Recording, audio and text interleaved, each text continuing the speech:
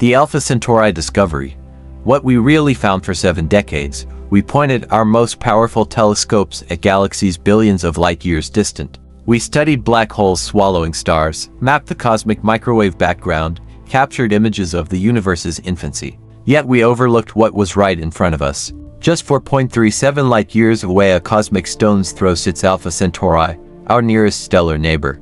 3 stars dancing together in gravitational harmony, and orbiting them, worlds we never imagined could exist. What the James Webb Space Telescope found there in late 2023 didn't just surprise astronomers. It forced us to rewrite the rules of planetary science, rethink the possibility of life in the universe, and confront the shocking reality that we might not be alone and our neighbors might be closer than we ever dared dream. If you're fascinated by space discoveries that challenge everything we thought we knew, you'll want to hear every detail of what comes next. Let's dive into the most significant astronomical discovery of the 21st century. Chapter 1. The Overlooked Neighbor. December 15, 2023. Mission Control at the Space Telescope Science Institute in Baltimore sent new coordinates to the James Webb Space Telescope, not toward a distant galaxy, not toward some exotic cosmic phenomenon billions of light years away.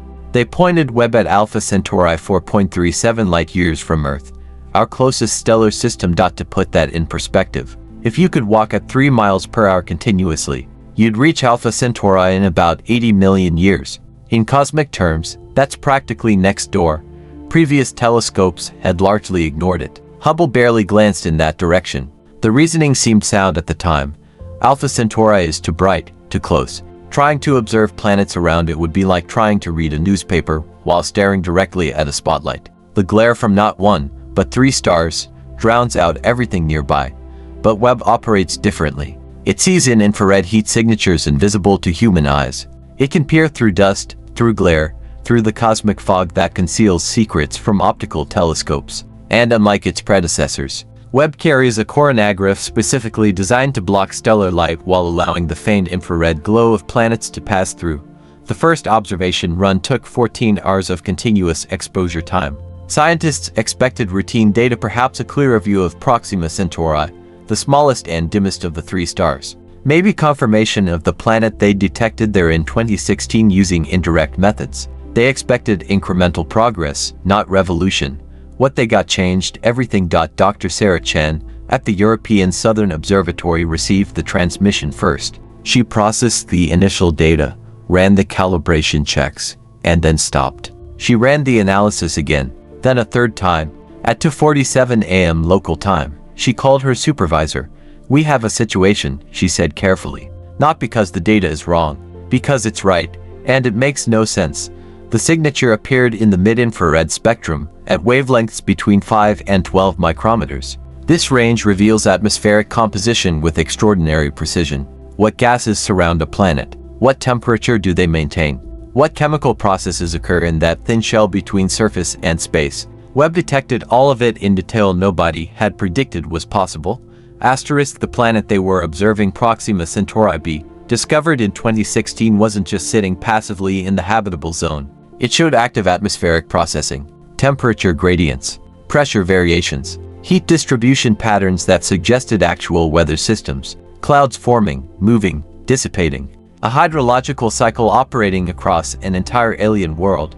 Back in 2016, scientists had used the radial velocity method to find this planet. They measured tiny wobbles in Proxima's motion as the planet's gravity tugged on it ever so slightly. From those wobbles, they calculated the planet's mass, 1.3 times Earth's, its orbital period, 11.2 days, its distance from the star, about 7.5 million kilometers, roughly 20 times closer to its star than Earth is to the Sun.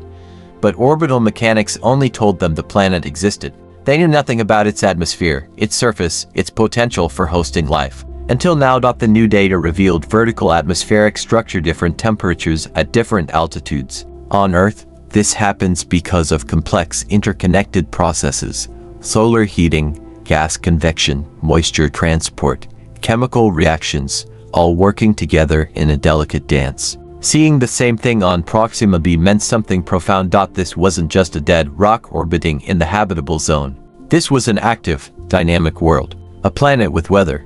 A planet with circulation. A planet that, in at least some ways, resembled Earth, But what came next in the data made scientists question everything they thought they understood about this system.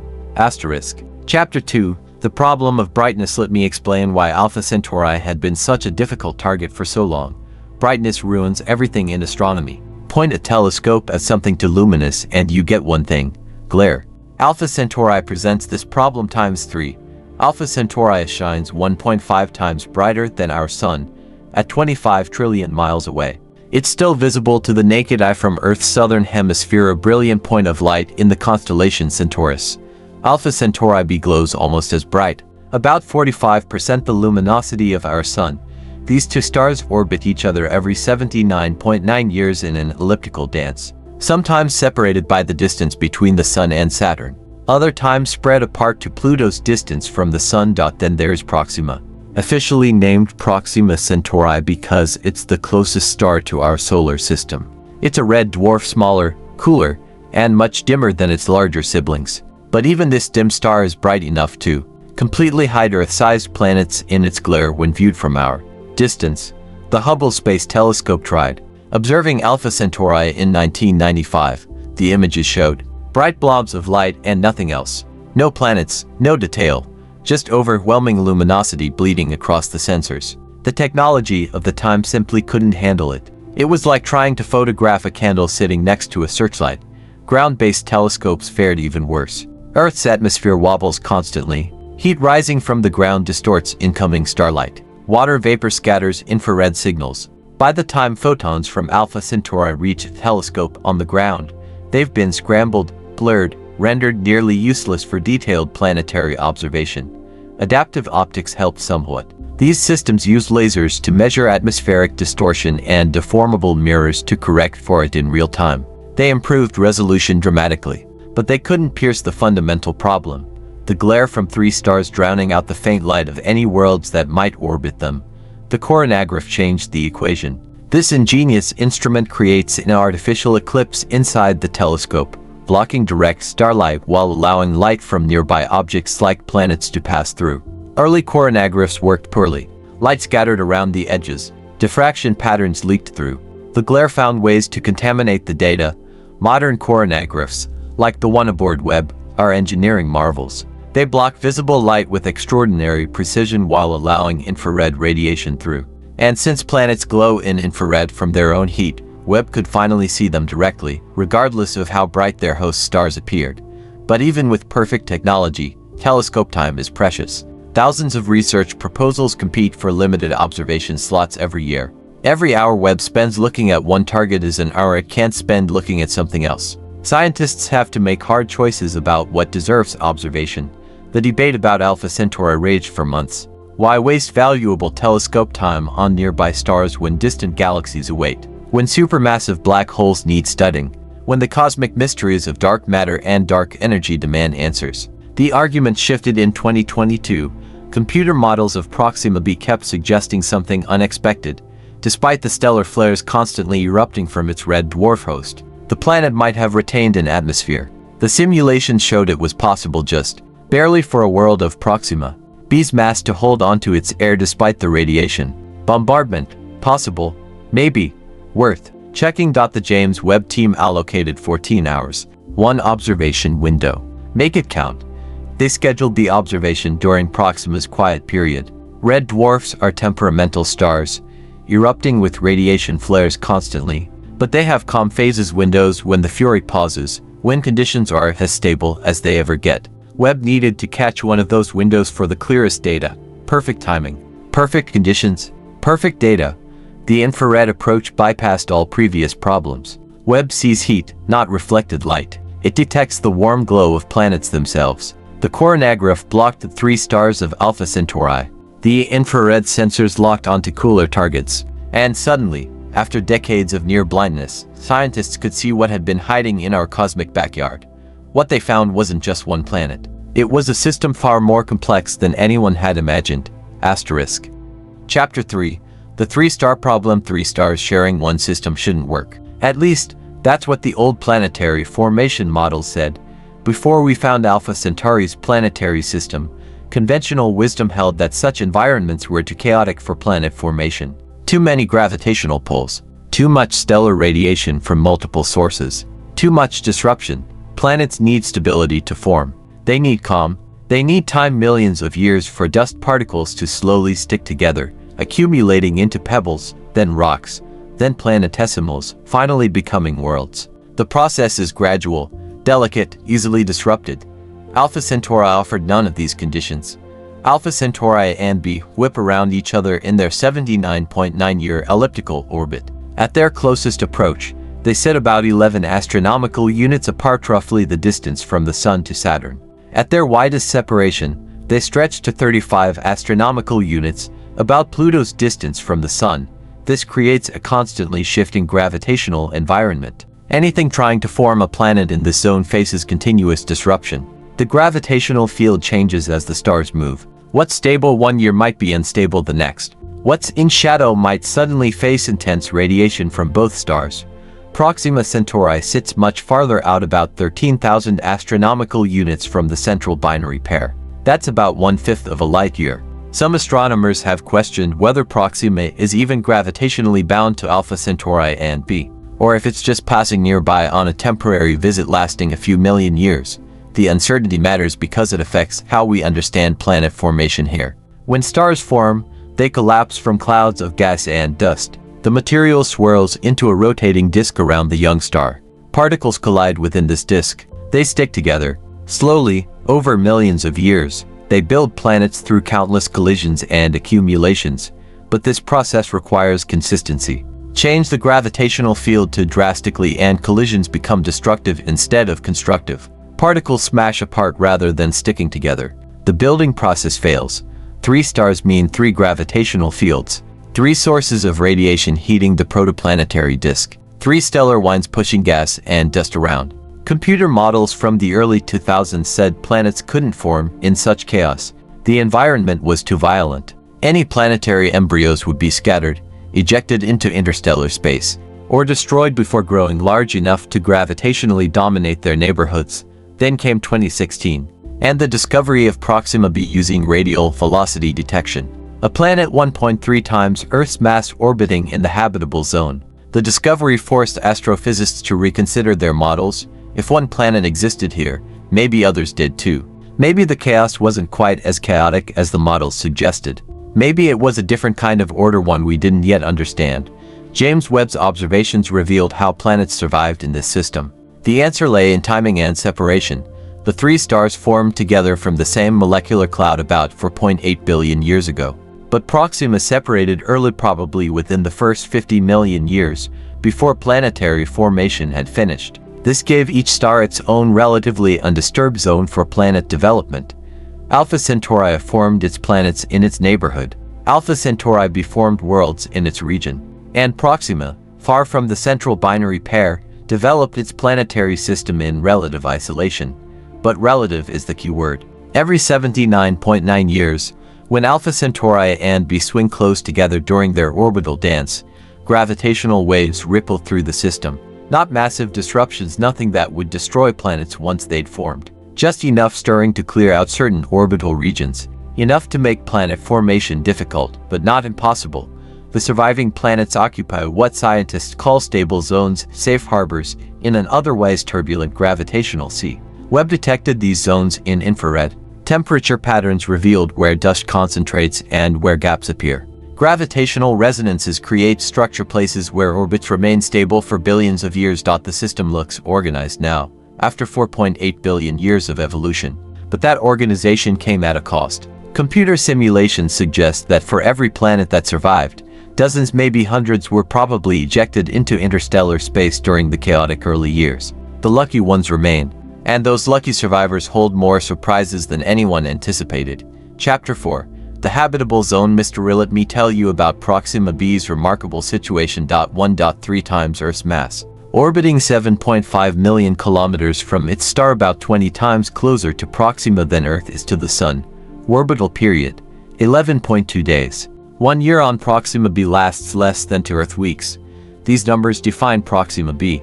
They also define hope, because this world sits exactly where liquid water could theoretically exist on its surface. Not too hot, not too cold. The habitable zone.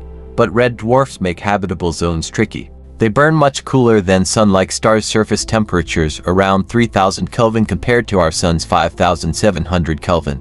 This means planets must orbit very close to stay warm enough for liquid water. Really close, Proxima b huddles near its star like someone standing next to a campfire on a freezing night. Move too far away and you freeze in the dark. Stay this close and you risk getting burned by stellar flares.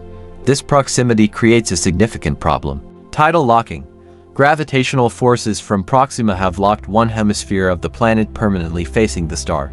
Always day. The other hemisphere faces eternal night. Always dark, always frozen. This pattern exists throughout the universe. Our moon shows the same face to Earth. Mercury is nearly locked to the sun. Get close enough to any massive object and rotation stops. Tidal forces win. Scientists have long debated whether tidally locked planets could support life. One side bakes under constant starlight. The other side freezes in perpetual darkness. Where's the habitable middle ground? Computer models suggested an answer: atmosphere.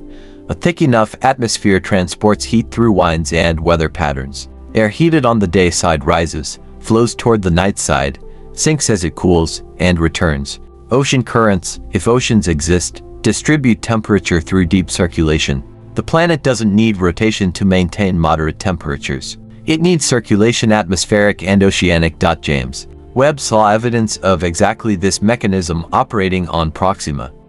Temperature readings showed the day side averaged around 300 Kelvin, about 27 degrees Celsius or 80 degrees Fahrenheit. Hot, but not scorching. Certainly not the 600 Kelvin hellscape that would exist without atmospheric heat transport.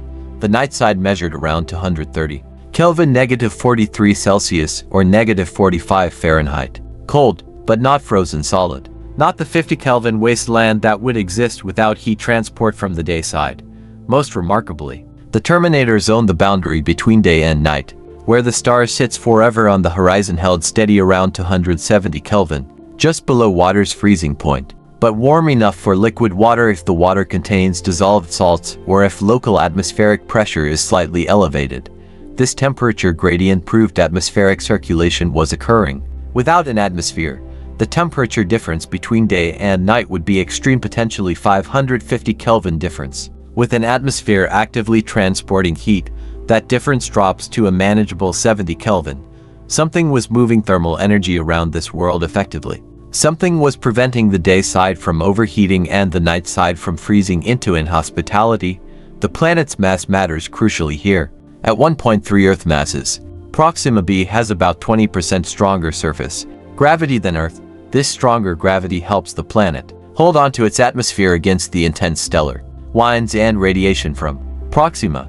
Red dwarfs, like Proxima, are violent stars. They erupt with powerful flares, bursts of X-rays, ultraviolet radiation, and charged particles. Each flare strips away atmospheric particles, especially lighter elements like hydrogen and helium. Lighter planets, say Mars-sized worlds, would lose their atmospheres quickly under such bombardment.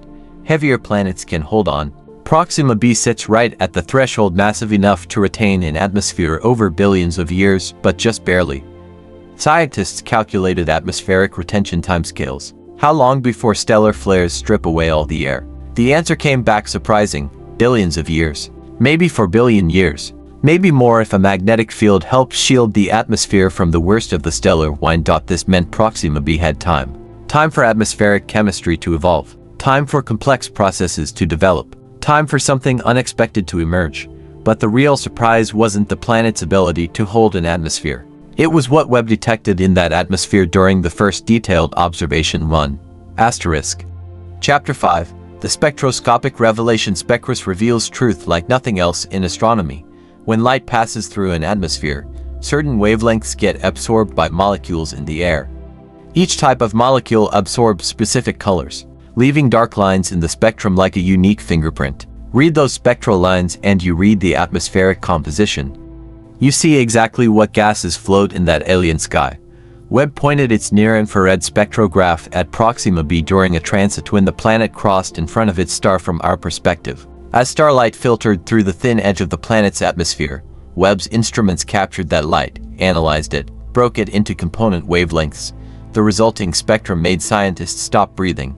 3 prominent absorption features appeared: 760 nanometers, 1,400 nanometers, and 1,650 nanometers. These wavelengths correspond to specific molecules. The first line matches oxygen and water vapor. The second matches water vapor alone. The third matches water vapor and methane together. All three appeared strong, clear, unmistakable. Dr. James Peterson at MIT ran the analysis for separate times. I kept thinking we'd contaminated the data somehow, he later explained. This signature was too clean, too obvious. Like the planet was deliberately making itself easy to detect. His team checked for instrumental errors. They checked for contamination from stellar light. They checked for cosmic ray hits that might have corrupted the data stream. Nothing. The signature was real. Water vapor in an exoplanet atmosphere isn't shocking anymore. Webb has found water vapor on dozens of worlds since it began operations. But concentration matters, distribution matters. Proxima b showed water vapor at 7 parts per thousand in the upper atmosphere. For comparison, Earth's atmosphere averages about 4 parts per thousand water vapor. This planet held more atmospheric moisture than our own world. The oxygen line confused everyone immediately. 2 scenarios can create atmospheric oxygen. The first is photolysis, when ultraviolet light from the star breaks apart water molecules. The hydrogen atoms, being lighter, escape to space. The oxygen atoms remain, accumulating in the atmosphere over time. The second scenario is biological, life producing oxygen as a metabolic byproduct. On Earth, photosynthetic organisms have been pumping oxygen into our atmosphere for over 2 billion years. The problem with Proxima b is that Proxima Centauri emits far less ultraviolet radiation than our Sun, not enough for efficient photolysis to generate the amount of oxygen Webb detected. Yet there it was in the spectrum, confirmed. The methane complicated matters further. Methane and oxygen together create what chemists call a disequilibrium. They react with each other. Given time, they destroy each other through oxidation reactions, producing carbon dioxide and water. Finding both gases simultaneously in significant concentrations means something must be replenishing them constantly. Something must be producing these gases faster than chemistry can eliminate them. On Earth, biology does exactly this. Plants and photosynthetic bacteria produce oxygen. Methanogenic microbes in swamps, in the guts of animals, in termite mounds produce methane. Life creates the disequilibrium. Chemistry wants equilibrium. Life fights against chemistry, maintains an out-of-balance state, creates a signature detectable from light years away. The presence of both gases together suggested active replenishment, suggested something generating these molecules continuously, but suggestions aren't proof. They're evidence requiring investigation. Scientists needed more data, more observations, more spectral lines showing other potential biological markers. Phosphine would help. Ammonia would strengthen the case. Dimethyl sulfide would be compelling. Any of these gases would support the biological hypothesis. Webb's team scheduled follow-up observations. 6 more transits over 8 months, each observation adding data, each spectrum reinforcing the first detection. Each new measurement making the mystery deeper and more compelling. And with each new dataset, one thing became clear. Proxima b's atmosphere didn't behave like a dead, abiotic world should behave. Chapter 6. The flare survival mystery. Stellar flares should have stripped Proxima b's atmosphere naked billions of years ago. Let me explain why this planet's very existence is scientifically puzzling. Proxima Centauri erupts constantly. Every few months, sometimes every few weeks, a flare explodes from its surface. Radiation surges across the electromagnetic spectrum. X-rays flood the system. Ultraviolet radiation spikes. Each flare hits Proxima b with enough energy to blast away thousands of tons of atmosphere into space. Red dwarfs are among the most violent stars in the universe. They stay active for trillions of years, erupting and flaring long after sun-like stars have calmed down. Our sun will eventually become a red giant, then fade to a white dwarf over the next 5 billion years or so. Proxima will keep burning, keep flaring, keep battering nearby planets for 10 trillion years. For perspective, Proxima's strongest flares increase its brightness by 20%. Imagine if our sun suddenly got 20% brighter for a few hours. The temperature spike would devastate Earth, satellites would fail, communications systems would be fried. The upper atmosphere would heat and expand dramatically. Proxima b sits in the blast zone, only 7.5 million kilometers away. When a major flare erupts, the radiation wave reaches the planet in about 25 seconds. No warning, no time to prepare. Just impact. The ultraviolet and X-ray flux heats the upper atmosphere violently. Gas molecules gain kinetic energy. They move faster.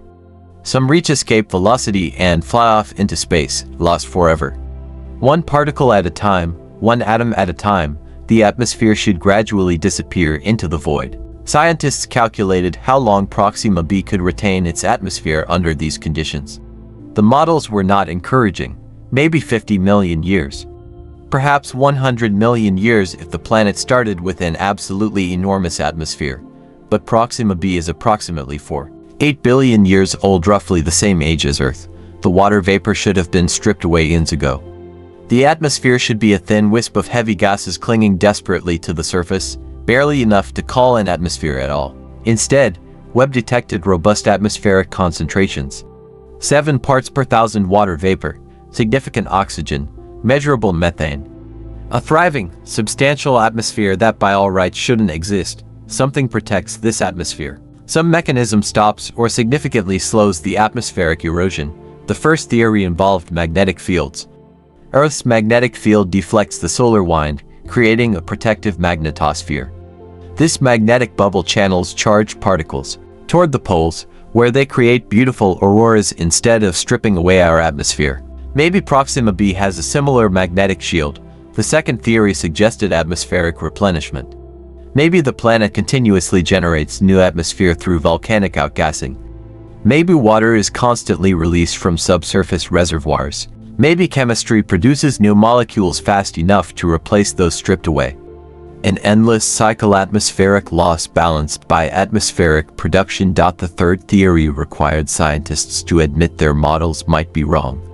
Maybe atmospheric escape happens slower than calculated. Maybe we've been overestimating how much atmosphere gets stripped away by stellar flares. This theory essentially said, we don't understand this process as well as we thought we did. Scientists hate admitting that, but data forces honesty. Webb's observations provided crucial clues. During one observation run in April 2024, Proxima erupted with a moderate M-class flare while the telescope was watching. Webb caught the entire event, measured how Proxima b's atmosphere responded to the radiation blast. Did the atmosphere blow away? Did it compress? Did particles get stripped into space? The data showed something remarkable. Absorption. The upper atmosphere darkened during the flare. Heavy molecules rose from below, absorbing the incoming ultraviolet radiation. Like Earth's ozone layer blocking harmful UV light, Proxima b's atmosphere responded dynamically to the threat. The flare hit. The atmosphere shielded the surface. When the flare subsided about 2 hours later, the absorption features faded. The atmosphere returned to its normal state. Resilience, adaptation, protection. This observation changed the atmospheric loss calculations dramatically.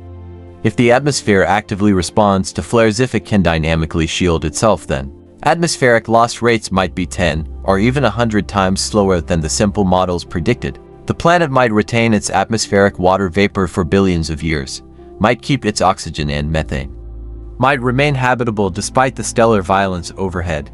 But this resilience raised profound questions. How does a planet develop such an effective defense mechanism? Is it random chance? Or does it suggest something more organized operating beneath the clouds?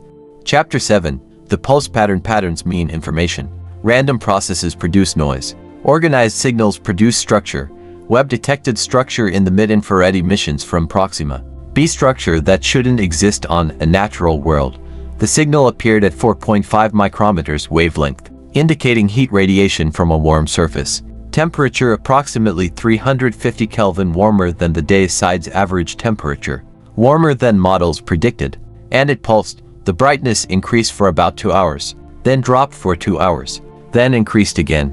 Regular as clockwork. The cycle repeated every 11.2 hours, exactly matching the planet's tidally locked day relative to an external observer. Dr. Maria Santos at the Max Planck Institute for Astronomy noticed the pattern first while reviewing data.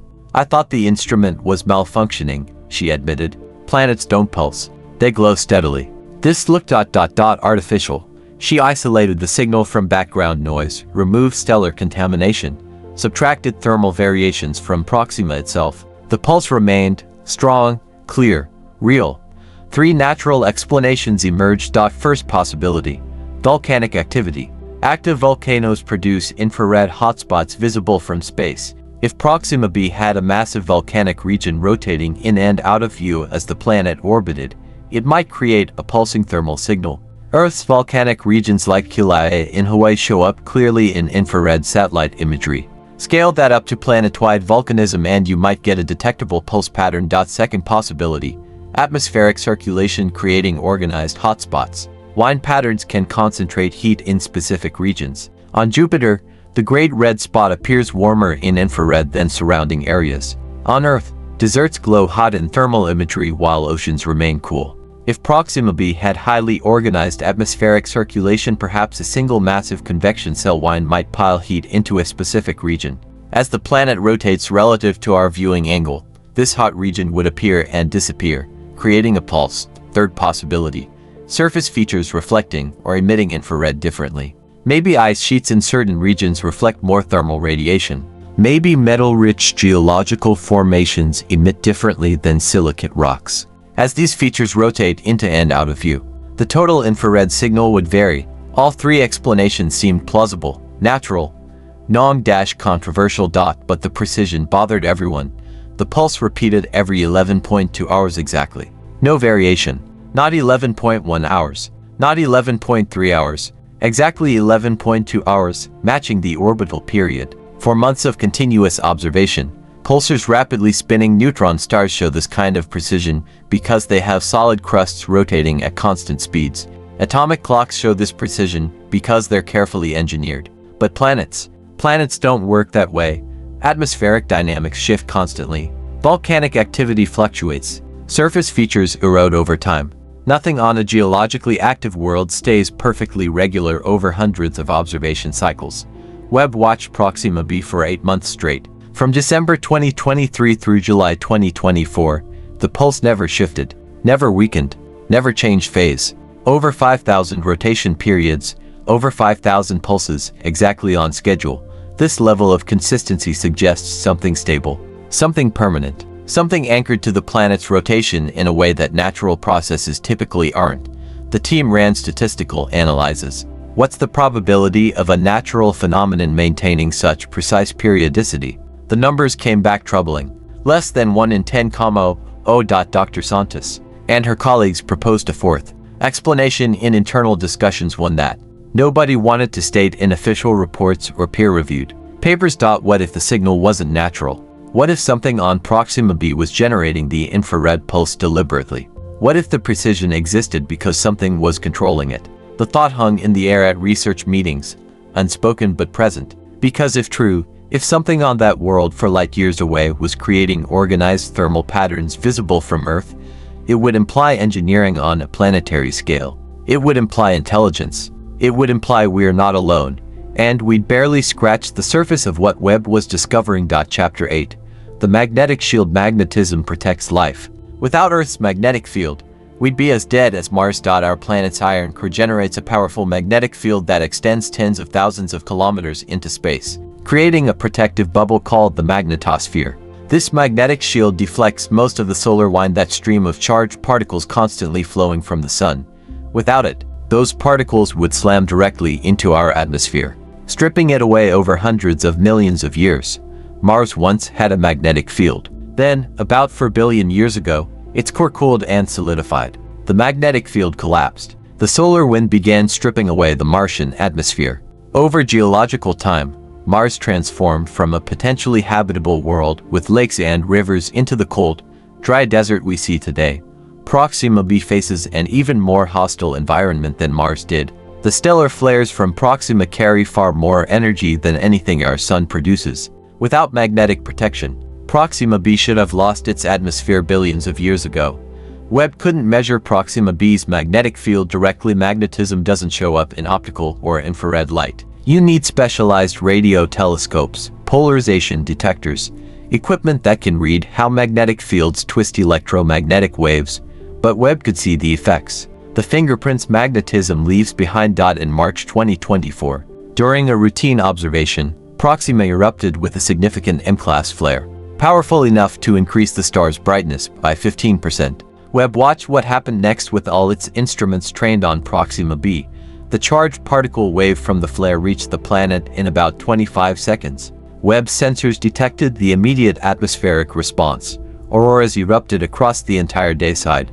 On Earth, auroras appear in rings around the magnetic poles, the northern lights and southern lights. They occur when charged particles from the Sun follow Earth's magnetic field lines down toward the poles, colliding with atmospheric gases and creating luminous displays.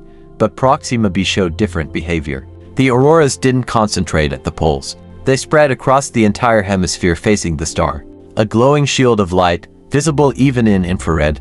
This pattern indicated a magnetic field that was not only present but extraordinarily strong, perhaps 3 to 5 times stronger than Earth's field. Instead of funneling particles toward the poles, Proxima b's magnetic field seemed to create a broad protective barrier that absorbed and deflected the charged particles across a wide area. Scientists calculated what this required. A planet needs two things for a strong magnetic field: a liquid metallic core and rotation. Earth's iron core spins as our planet rotates once every 24 hours. The moving liquid metal generates electric currents through a process called the dynamo effect. These currents create and sustain the magnetic field. But here's the problem. Proxima b is tidally locked. One hemisphere always faces the star. The planet doesn't rotate relative to Proxima. It completes one rotation per orbit every 11.2 days, but that's incredibly slow compared to Earth's 24-hour spin. Standard dynamo theory says slow rotation shouldn't generate a strong magnetic field. The internal fluid motions need to be faster, more vigorous. Yet Proxima b somehow maintained a magnetic field, stronger than Earth's despite rotating 50 times slower. The models required modification. Dr. Emma Richardson of Caltech proposed that tidal flexing might replace rotation as the driving mechanism. As Proxima b orbits its star in a slightly elliptical path, the gravitational pull varies, sometimes stronger, sometimes weaker. This variation squeezes and stretches the planet rhythmically. The core might slosh back and forth in response to this tidal squeezing. Even without rapid rotation, this sloshing motion of liquid metal might generate electric currents strong enough to sustain a magnetic field. Computer simulations supported the idea. A planet with Proxima b's mass, orbital characteristics, and internal structure could theoretically maintain a dynamo through tidal effects alone. This magnetic field solved several mysteries simultaneously. It explained why water vapor persisted despite stellar flares. The field deflected the worst of the charged particles. It explained why oxygen didn't get stripped away immediately. Magnetic protection slowed the loss rate dramatically. It explained how the atmosphere remained thick enough to transport heat around the planet without constant bombardment, destroying the upper atmospheric layers. Pressure could be maintained. The discovery elevated Proxima b from interesting to extraordinary. A tidally locked planet with active magnetic protection. A world that shouldn't retain its atmosphere but does. A place where the standard rules bent but didn't break. And critically, the magnetic field meant something else. Something profound. If charged particles from stellar flares can't sterilize the surface, then complex chemistry can develop without constant interruption. Organic molecules can accumulate. Life, if it somehow emerged, could persist. Chapter 9. The hidden sibling Gastroners had missed Proxima c for years. It orbits much farther out, about 1.5 astronomical units from Proxima, roughly the distance Mars orbits from our Sun. At this range, temperatures plummet to around 150 Kelvin (-123 Celsius). Frozen, hostile, but real. The planet revealed itself through gravitational effects. When a planet orbits a star, it doesn't just move around the star also wobbles slightly in response to the planet's gravitational pull. It's like two dancers spinning together, both circling a common center point. Scientists analyzing Proxima's motion found anomalies. Something besides Proxima b was pulling on the star. Something with more mass. Something farther out.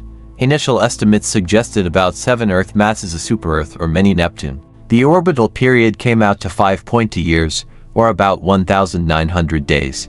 That's long enough that previous observation campaigns hadn't captured a complete orbit. The planet had been playing hide and seek with detection methods, but James Webb doesn't need to wait for complete orbits. It sees planets directly through their infrared glow. Webb's observations confirmed Proxima c, measured its temperature, and analyzed light reflected from its atmosphere. The data showed something unexpected: atmospheric absorption lines indicating the presence of gas. Despite surface temperatures cold enough to freeze most substances solid, how could Proxima c maintain a gaseous atmosphere at 150 Kelvin? The answer involved greenhouse heating on steroids. The planet's atmosphere contains carbon dioxide and methane, both potent greenhouse gases. These molecules trap what little heat the planet receives, creating a significant temperature inversion. Cold surface but relatively warmer upper atmosphere. It's strange but stable. The greenhouse effect operates efficiently enough that gases remain in vapor form instead of freezing out completely. The planet's composition told a story of migration. Models suggested Proxima c formed as a small ice giant, mostly water ice, methane ice, and ammonia ice. But its current position sits inside what's called the frost line, the boundary inside which water doesn't freeze during planetary formation. This meant Proxima c hadn't formed where we find it now. It started farther out, beyond 2 or 3 astronomical units, and migrated inward over millions of years. Gravitational interactions with Proxima b probably caused this migration. The two planets exchanging momentum through orbital resonances. Webb detected one more feature: a faint ring system extending from about 40,000 to 80,000 kilometers from Proxima c. The rings are thin, barely noticeable, composed of ice particles and dust that scatter infrared light in predictable patterns. Rings around a cold world orbiting a red dwarf for light years from Earth. Just another day in modern astronomy. The discovery of Proxima c doubled the known planets in this system, from one world to two, from one potentially habitable zone to a more complex picture of a dynamic planetary system. Proxima c couldn't support life as we know it, too cold, too much atmospheric pressure, too distant from the star. But it played an important role. Gravitational interactions between Proxima b and Proxima c helped stabilize both orbits. They created resonances that prevented chaotic orbital changes over billions of years. The presence of a second planet raised an obvious question: if two planets exist, why not 3? Why not 4? Why not an entire planetary system waiting to be discovered? Scientists started analyzing the data more carefully, looking for additional gravitational signatures, additional infrared sources, additional anything that might indicate more worlds. They found something. But it wasn't a planet at all. Chapter 10. The debris mystery. Stars like Alpha Centauri, about 4.8 billion years old, shouldn't have debris disks. By this age, the disk of dust and gas that surrounded the young star should be long gone, swept clean by planetary formation or blown away by stellar winds. Our sun is a similar age. We have no debris disk, just 8 planets, some dwarf planets, and scattered asteroids and comets. The primordial disk that formed our solar system disappeared 4.5 billion years ago. Yet when Webb pointed at Alpha Centauri during a separate observation run, it found something unexpected: dust. Infrared emission at 20 micrometers indicated warm dust grains at a temperature around 200 Kelvin. Dust this warm sits close to the star between 1 and 3 astronomical units, exactly where rocky planets typically form in solar systems. This dust shouldn't exist. After 4.8 billion years of collisions and gravitational interactions, it should have been swept up into planets or ejected from the system. Finding a substantial amount of warm dust around a star this old violates standard planetary system evolution models. The dust distribution showed structure, not a uniform cloud. Distinct bands appeared at specific distances: 0.8 astronomical units, 1.4 astronomical units to 0.3 astronomical units. Not random, not chaotic. Organized into bands with gaps between them, suggesting gravitational influences from unseen objects. Scientists calculated how much dust existed. The total mass came out to about 1/20th of Earth's mass. That's substantial, far too much to be leftover primordial material. This required active replenishment. Something was continuously generating new dust. 3 possibilities emerged. First, collisions between asteroids. If Alpha Centauri has an asteroid belt, ongoing collisions would produce dust continuously. But asteroid belt collisions produce certain grain-size distributions and chemical compositions. The Webb data didn't quite match. Second, comets breaking apart as they approach the star. Cometary dust has distinctive properties. Again, not a perfect match with observations. Third, a recent catastrophic collision between planets. If 2 planetary bodies smashed into each other within the last few million years, the debris would still be spreading into a disk. Such an event would produce exactly the kind of warm, organized dust Webb detected. But here's the problem. Catastrophic collisions leave other evidence. Large debris chunks, asymmetric patterns in the dust distribution, thermal anomalies from recently molten material. Webb found none of these signatures. The disk looked too smooth, too organized, too old, despite being seemingly young. A fourth explanation involved captured material from interstellar space. Perhaps Alpha Centauri gravitationally captured a rogue planet or massive asteroid passing through the system. Tidal forces could have ripped it apart, and the debris would settle into an organized disk over thousands of years. This timeline worked better. A capture event 10,000 or 100,000 years ago would be recent on cosmic timescales but ancient enough for the debris to have settled into the organized patterns Webb observed. The presence of this disk changed observation strategies. If material orbits Alpha Centauri between 1 and 3 astronomical units, planets might hide their two small rocky worlds lost in the dust and glare, invisible until they transit across the star's face from our viewpoint. Scientists scheduled 6 months of continuous monitoring, watching for transits, watching for anything unusual in the system's behavior. They found something unusual, but it raised more questions than it answered. Chapter 11. The retrograde anomalies. In every planetary system we've studied, everything orbits in the same direction. This isn't coincidence, it's fundamental to how solar systems form. When a molecular cloud collapses to form a star, it spins. That rotation gets imparted to everything that forms from the cloud. The protoplanetary disk spins. Planets form from the disk and inherit its rotation. The result? All planets, asteroids, and comets orbit in the same direction. In our solar system, viewed from above Earth's north pole, everything moves counterclockwise. Webb's observations of Alpha Centauri's debris disk found exceptions to this rule.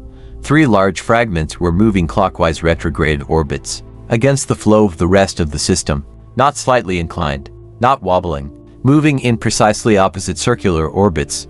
This shouldn't happen naturally. The fragments measured between 50 and 200 kilometers across, small by planetary standards, massive by asteroid standards. Each one glowed in infrared from absorbed starlight, and each one traveled at the wrong angle, in perfect circles, as if someone had deliberately placed them in precise, stable orbits. Dr. Jonathan Kim at Caltech analyzed the orbital mechanics. These objects don't just move backward, he explained carefully. They're in perfectly circular orbits with near-zero eccentricity. That's extraordinarily unusual. Natural capture processes almost always produce elliptical orbits. When an object gets captured by a star's gravity from interstellar space, it arrives at a random angle and speed. The resulting orbit is typically highly elliptical, swooping close to the star, then swinging far away. Over time, gravitational interactions with planets might circularize the orbit, but that process takes millions of years and rarely produces perfect circles. These 3 fragments showed none of that expected messiness. Their orbits appeared stable, ancient, and deliberately arranged. Computer simulations tried to reproduce the configuration. Scientists input various scenarios: natural gravitational capture, debris from a planetary collision, gravitational interactions with unseen planets. None of the models produced 3 circular retrograde orbits. They produced ellipses. They produced chaos. They produced near misses, but never this exact configuration. The statistical probability of 3 objects naturally settling into these specific orbits, less than 1 in 10 million.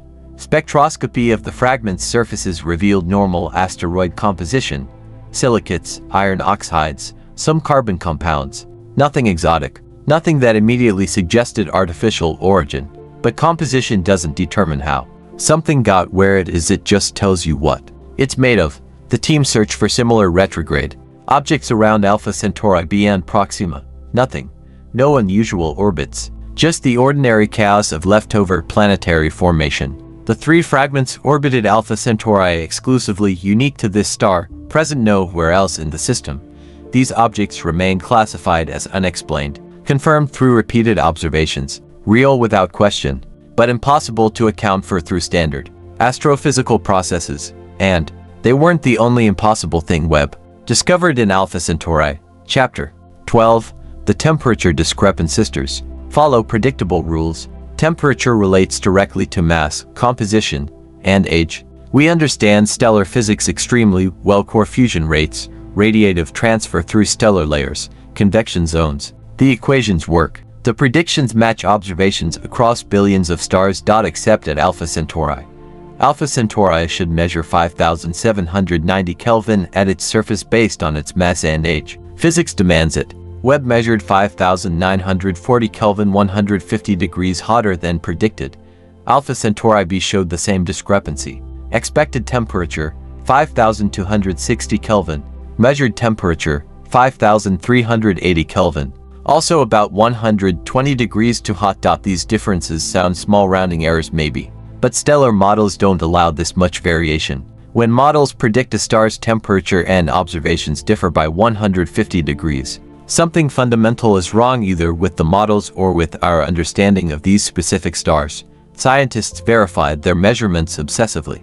They checked Webb's calibration against stars with precisely known temperatures. Everything matched perfectly. The instruments worked correctly. The readings were accurate. Alpha Centauri and B were genuinely running hotter than they should.